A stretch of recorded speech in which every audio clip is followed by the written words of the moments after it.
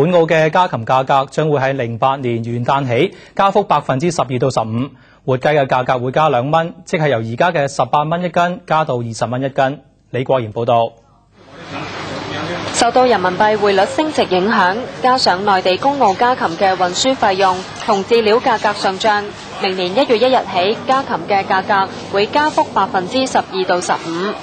有市民話：依家各樣物價都上升，無疑會加重咗生活負擔，單係買餸嘅開支就多咗20%。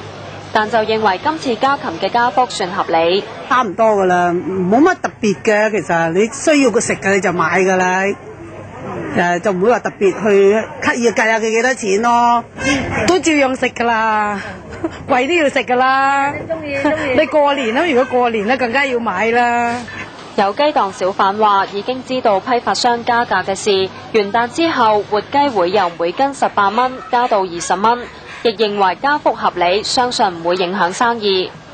唔會，絕對冇，絕對冇。點解咁有信心？因為你乜嘢都起晒價啦嘛。其實屬於你有噶嘛，你跟人行啊嘛，係咪啊？佢要起都冇辦法㗎，要照起啊。但亦有雞檔小販預計加價可能會影響生意。唔多唔少應該影響啲㗎，啲人即係工資冇加嘛，係價加，即係佢好多客都嚟買，佢話我啲人工都冇加，你啲豬肉要加成咁樣，佢又話要食咁樣都要加㗎嘛。合理就話冇幾合理㗎啦，老實講啦。佢話年中嘅時候亦都曾經調整相關價格，全年累計加幅大約2成。